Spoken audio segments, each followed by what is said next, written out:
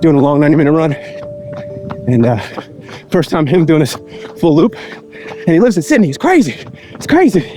He's done parts of it though. In this episode, you will find out all the mental tips for new marathon runners that apply to half, 10K, and 5K runners also.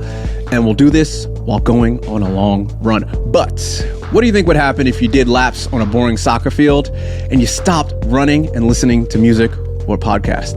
Well, my long run buddy Chris tells me exactly how he got really close to running a sub-3-hour marathon and what he's doing to break that sub-3-hour limit, threshold, whatever you want to call it. We talk about in the run, establishing a running routine, how to run at the same time and place and why it's beneficial, changing routes or running without music or not changing routes, kind of go between the two, setting incremental goals, step by step by step, and so much more. Let's get into the long run conversation with Chris and me here in Sydney, Australia. All right, I got the man who I keep passing. And we finally have synced up for a run after years. Probably a year and a half of seeing each other. I got Chris. We did one Centennial run. We did. You're right. That's a lie. You're right. And we're doing a 90-minute long run today. Trying to document it for Conversations in Zone 2, a new series that I'm putting together. And I talk to local runners, whoever I see. We find out more about their lives. We can all learn a bunch together. So what are you training for, actually? Currently, I'm in a 12-week Sydney Marathon block. I don't know what week it is, but I think you're 8 weeks out, I think? that sounds right. Yeah. What time are you going for? Oh, I haven't broken sub-3 yet, and it's a hard course to do it. I've done 3 marathons now. Up 2 of them. One I did okay, and I don't have a lot of marathon experience, but I've got some. If I keep it sensible to halfway and then see what I got for the rest, that's what worked for me. Nice. Don't go out too hard. It's always the plan. Easier said than done. Future Darren here. I won't do the thing. You know that thing where people go, hey, you should subscribe, rate, share, give a thumbs up, rah, rah, rah, rah. Now, while I'd love for you to do that anyways, I'd rather you do something that would actually help you implement this whole 1% better every day thing that I'm absolutely obsessed about. This episode, while helpful, most likely is just the first step of many to transforming you to being more consistent in your training, racing, and your life. The next steps would be to sign up for our free weekly newsletter, the 1% Better Runner. And I'll just put it bluntly. For some of you, your obsession with your quick wins might just kill your running career. Use our weekly tools and tactics from the newsletter to put yourself on the road of 1% daily improvement, or settle for a life full of mediocrity. Your choice. Sign up at either dlakecreates.com/news or the link in the show notes or description below.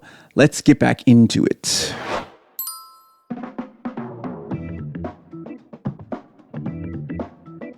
Let's back it up. How'd you get into running? I know you have a soccer background.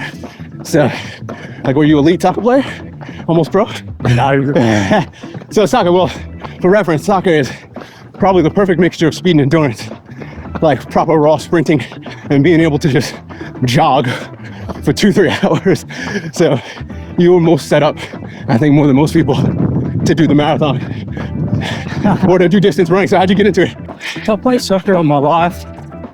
I'd go for the odd run, getting fit for soccer, training for soccer as a team. You do some cardio and that.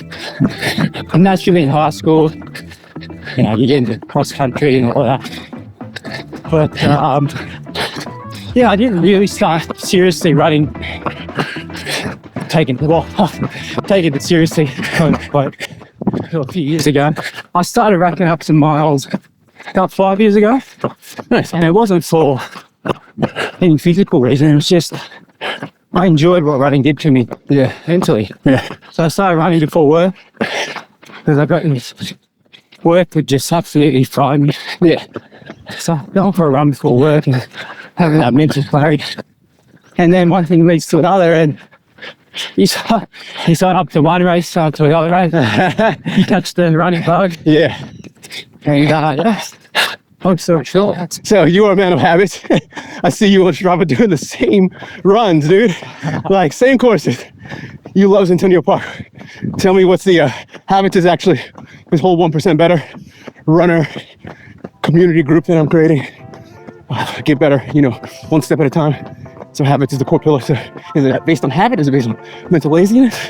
Why do you run the same run? Oh, don't get me wrong. You did get tired sometimes, but for me, Centennial Park, I've been doing that since I was a kid. Yeah. I've always lived nearby.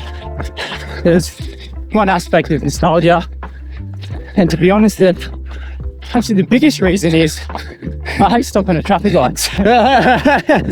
So if I've got a loop where I don't have to stop, I can crank out the run. Yeah. Get it done quicker. Cool for mental reasons too. Yeah. I'm thinking about other stuff, clearing my head, listen to music, escaping from the grind for an hour, Yeah. No, I love it because you actually do the soccer field that I run around. That's how we met. Yeah. And you just do laps and laps of this 300-meter soccer field. That's just a square, not even a circle. And I actually got into it because of you. And I do it for the mental challenge sometimes.